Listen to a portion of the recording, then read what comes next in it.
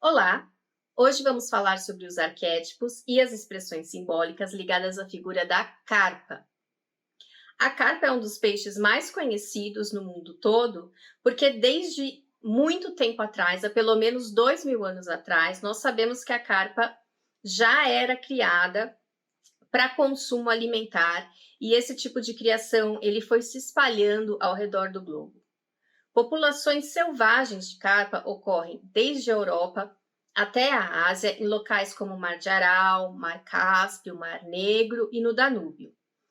Essa população de carpas selvagens no Danúbio provavelmente foi uma população que se adaptou a águas correntes, com correntezas fortes, e foi possivelmente daí que começou, que deu-se origem à criação de carpas pelos romanos.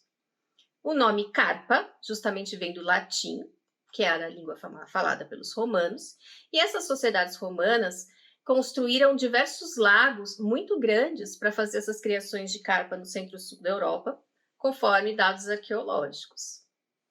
Essa popularização da criação de carpa pelos romanos na Europa fez com que, eventualmente, esses peixes escapassem para outros rios, e por isso nós sabemos que, pelo menos no século XII, já havia grupos de carpas no rio Reno.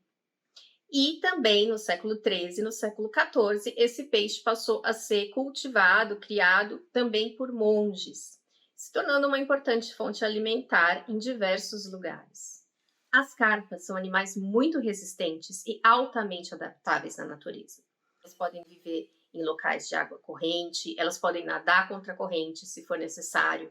Elas preferem locais mais calmos, até mesmo águas paradas com muito pouco oxigênio, elas conseguem sobreviver nessas condições. Também, quando lagos congelam, as carpas conseguem sobreviver desde que haja alguma água em estado líquido abaixo da camada congelada.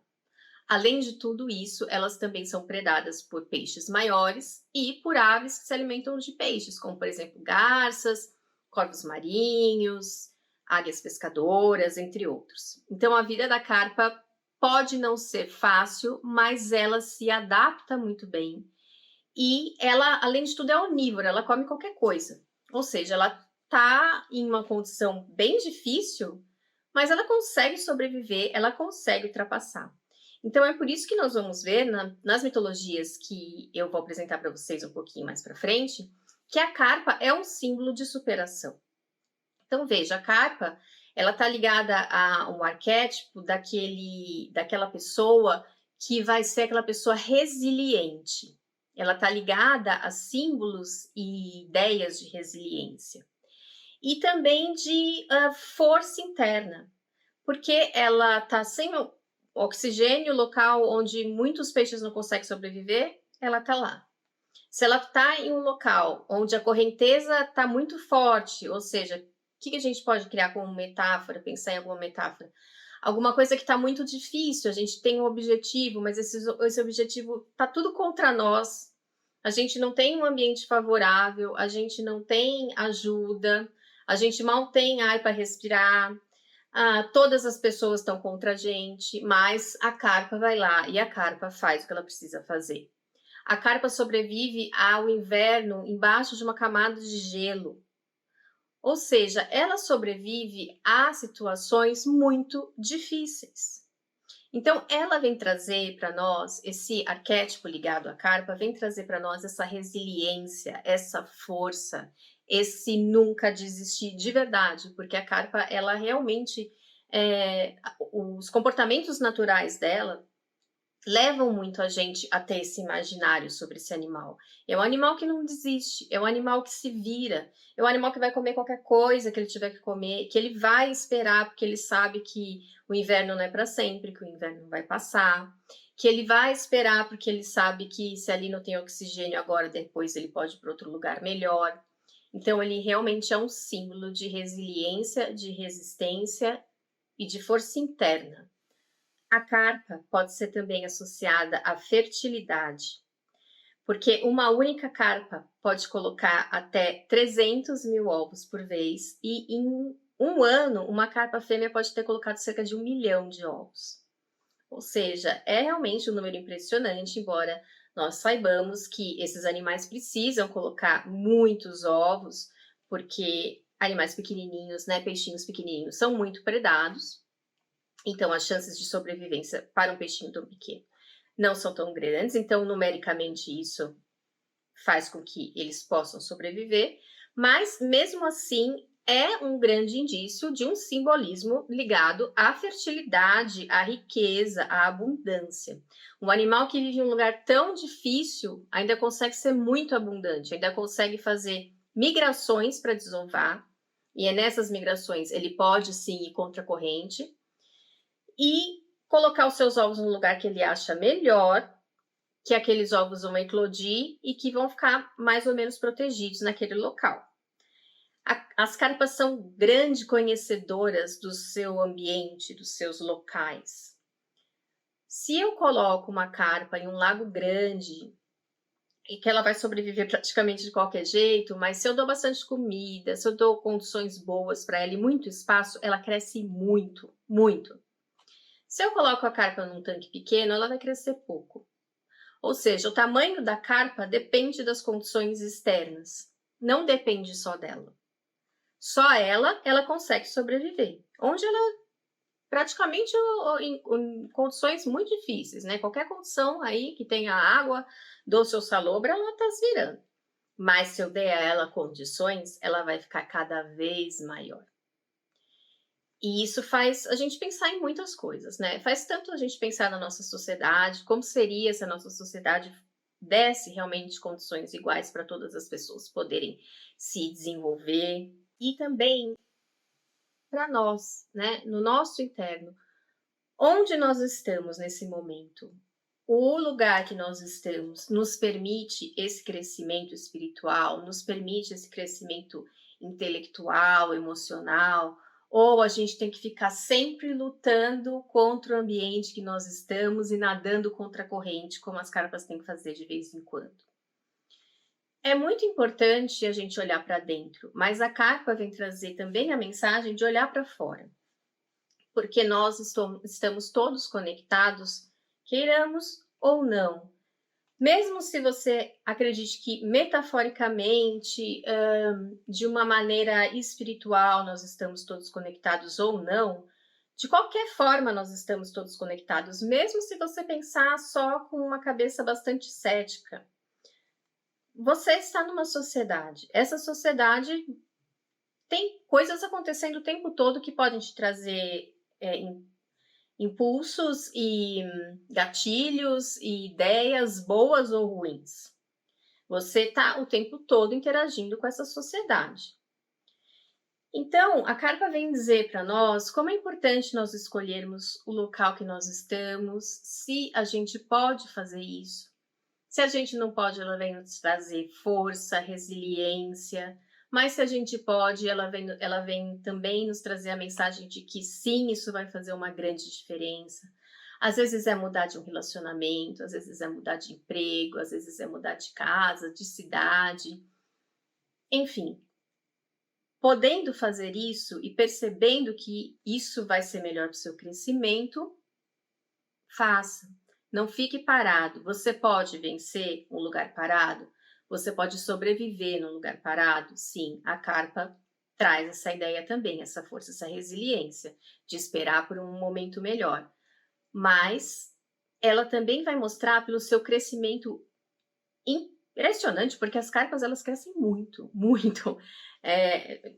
Se você procurar na internet carpas gigantes, você vai ver tipo, 2 pessoas segurando uma carpa. É impressionante. E a gente está acostumado a ver uma carpinha, né? Então ela vem dizer para nós o quanto isso é importante, o quanto nos alimentarmos de alimentos espirituais, intelectuais, emocionais bons, faz com que nós cresçamos cada vez mais. Até hoje, as carpas são também criadas para alimentação. Só que existem 2 tipos, vamos dizer assim, né, grosseiramente falando, de carpas. As carpas comuns, que são essas que são pescadas ou criadas para alimentação, e são criadas no Brasil também, e tem muitos nomes, como carpa húngara, carpa capim, etc. E elas não são muito assim agradáveis aos olhos, vamos dizer. Agora, As carpas japonesas, chamadas Nishigi Koi, que são conhecidas no mundo somente por koi, essas sim são aquelas carpas bonitas, todas coloridas. Essas carpas elas foram aperfeiçoadas pelos japoneses.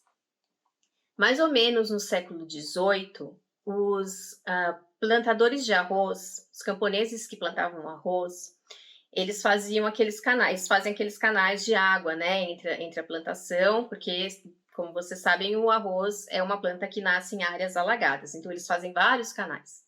Então eles acharam que seria uma boa ideia trazer essas carpas comuns e colocar nesses canais, porque eles também poderiam se alimentar dessas carpas e criando as carpas ali.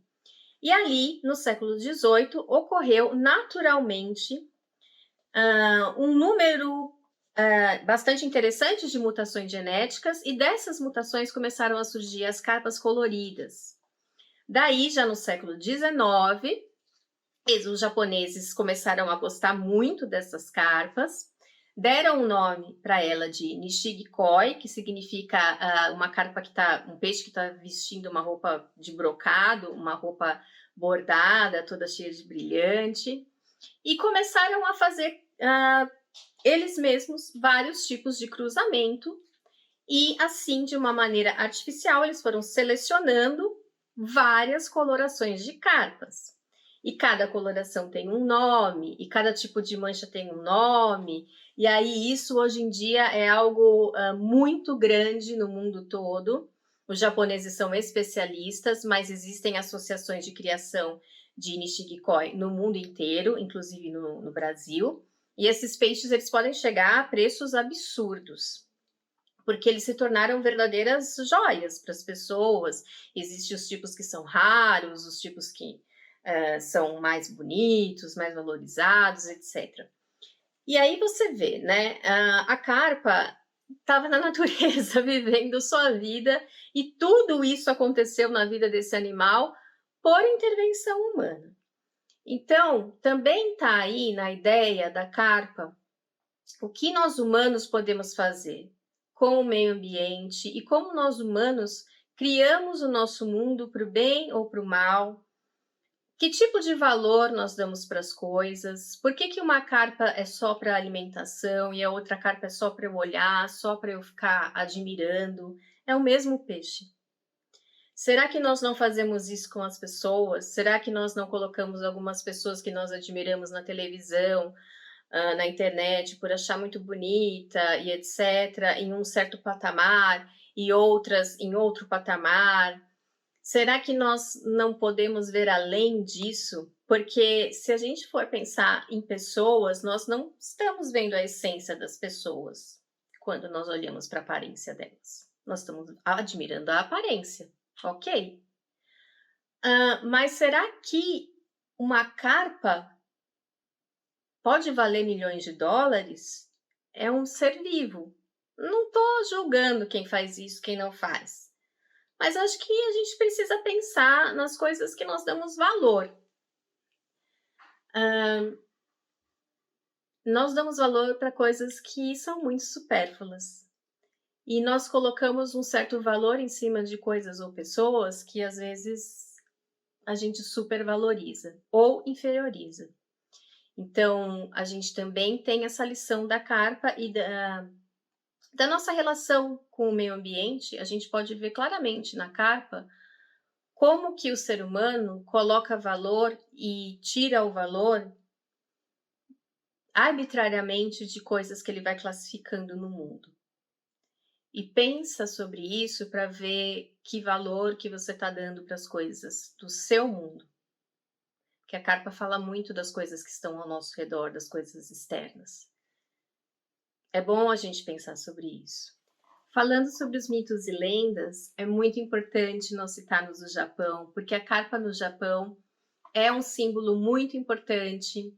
Ela está bastante presente na cultura japonesa e ela é considerada como um samurai, porque para o japonês ela tem muita coragem como um samurai, muita força e perseverança como um samurai, né? Nadando contra a corrente, sobrevivendo em águas lamacentas, sem oxigênio. Então ela é exemplo de perseverança. Eles também acham que quando a carpa é capturada, ela não demonstra desespero como os outros peixes, e isso eles veem como uma certa honra da carpa, como um samurai que é capturado e pode ser morto e ele morre com honra, ele não dá chilique.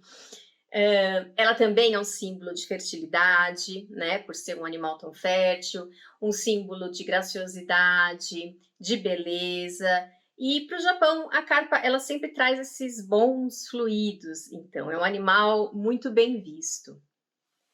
Por ter tanto apreço pelas carpas, os japoneses adotaram uma lenda que, na verdade, tem origem chinesa, mas que fala dessa questão da carpa ser muito perseverante e muito forte.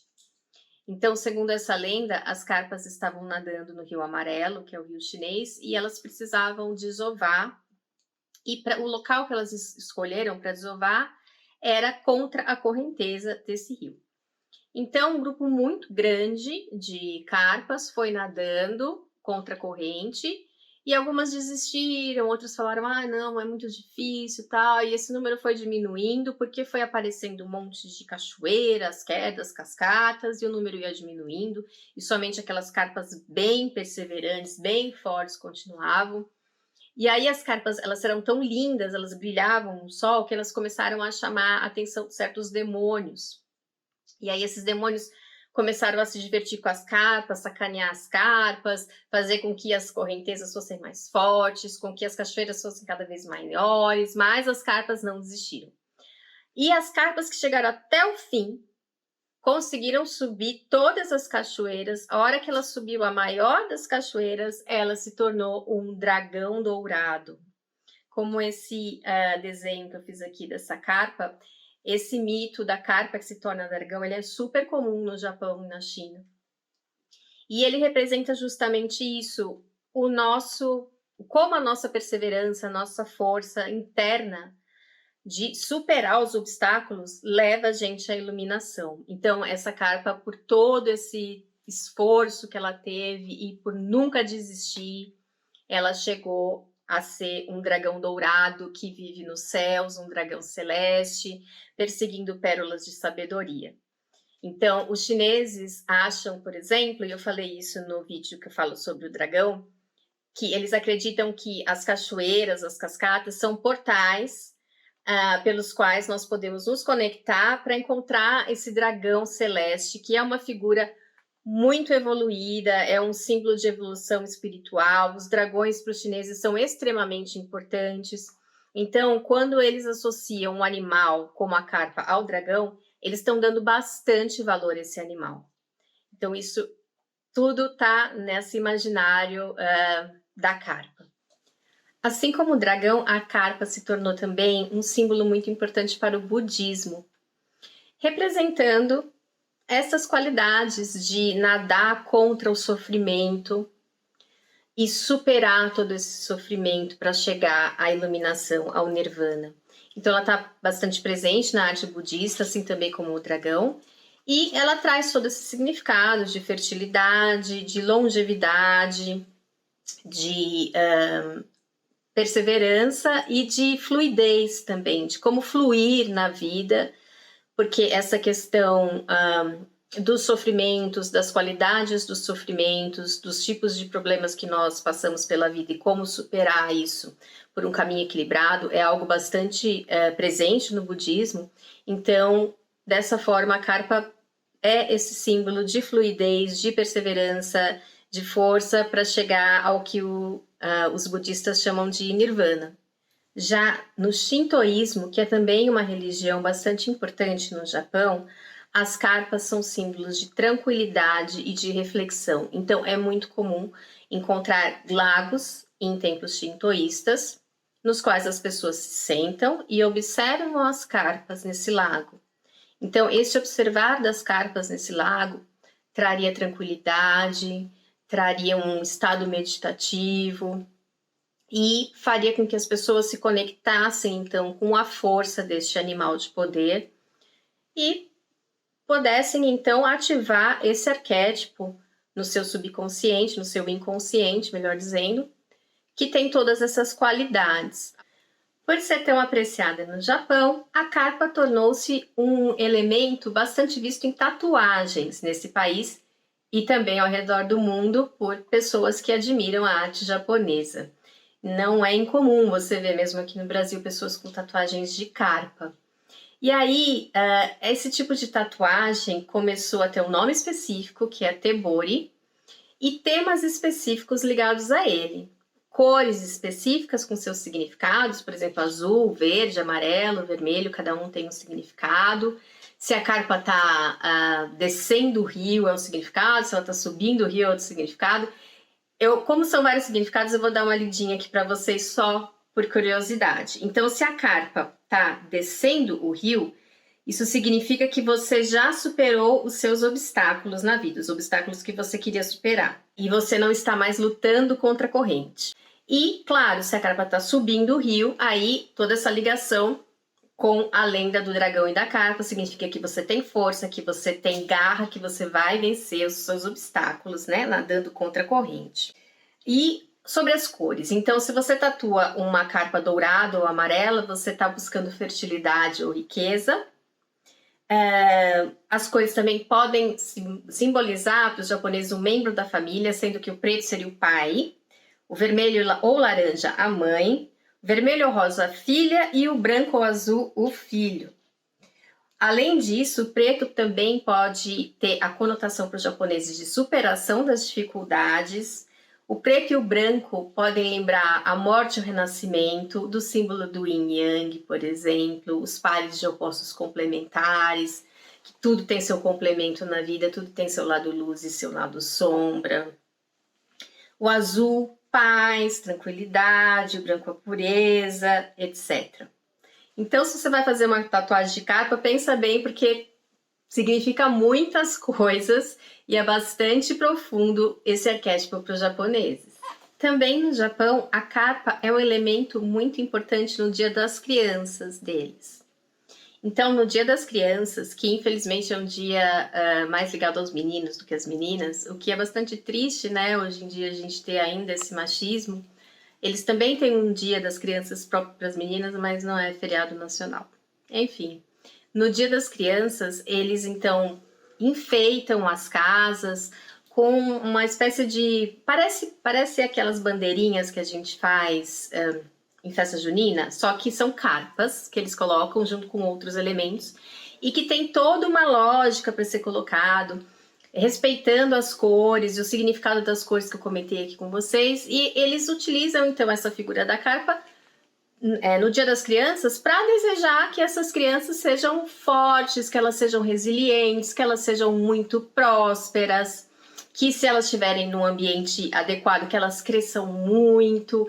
Então a carpa tem toda essa conotação de sorte que é desejada para as crianças nesse dia no Japão. Na China, eu já comentei do famoso mito da carpa e do dragão, mas também a gente pode falar que ela é super bem vista também na China, assim como no Japão, como um símbolo de sorte, um símbolo bastante auspicioso. E no Feng Shui, acredita-se que a carpa negra, você ter uma pintura de uma carpa negra na sua casa, por exemplo, seria um elemento simbólico muito importante, um elemento magístico até, que eliminaria e protegeria contra os maus espíritos, contra as más energias. Então, o preto ele é uma cor que absorve, né? Tudo. O preto absorve toda luz.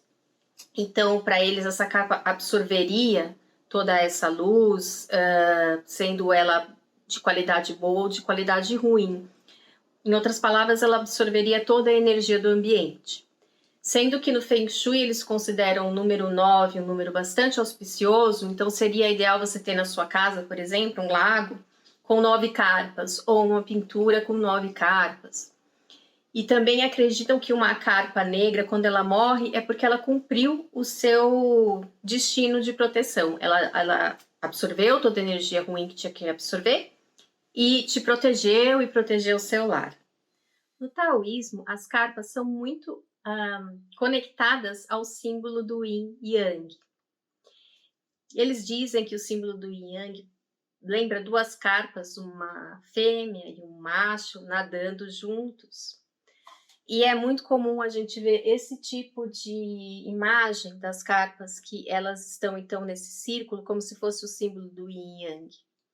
E no centro pode aparecer algum elemento, como por exemplo a flor de lótus, que tem muito a ver com a iluminação, tem muito a ver com o que os budistas chamam de nirvana, por exemplo, e o que os hinduístas acreditam que seja o chakra da coroa, que é o chakra ligado às emanações celestes.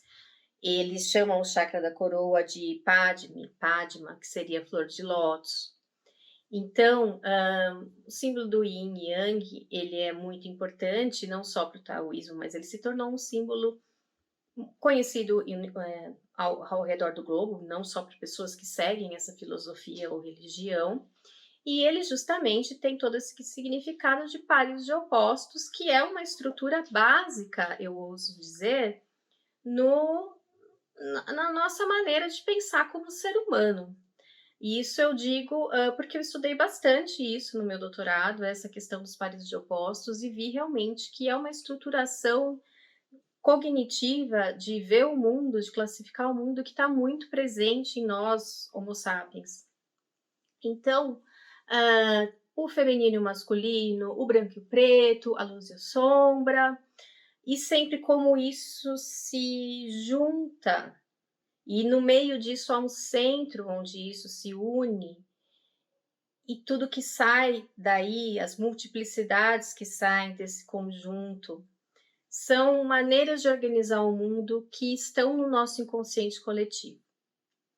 Falando um pouquinho de Yin Yang, vou contar uma lenda que é contada na China também sobre isso, que dizia que havia o reino Yin e o reino Yang, e o reino Yang, as pessoas tinham muito sol, era muito seco, era muito difícil plantar as coisas ali, e as pessoas tinham muita dificuldade. E era um desertão, era uma coisa seca, era uma coisa quente, era uma coisa muito brilhante, era difícil. E no Reino Yin era muito difícil também, porque era uma montanha, era muito alto, era muito frio, tinha muita neve, não conseguia plantar nada, era muito escuro, era muito úmido, e esses dois reinos viviam com problemas, cada um com seu tipo de problema. Até que dois monges que não se conheciam, que não sabiam que um e o outro estavam fazendo isso, resolveram os dois irem para uma peregrinação para o grande monge, encontrar um grande monge em outro reino, para pedir que esse tipo de prosperidade para eles, né, para o povo deles que vivia tão dificilmente. Então eles foram até esse lugar. Quando eles chegaram nesse lugar, eles se encontraram e cada um usava no pescoço um símbolo. O monge do Yin usava o símbolo do Yin, né, que seria como se fosse essa carpinha fazendo assim, e o outro símbolo do Yang, que é a carpinha fazendo assim.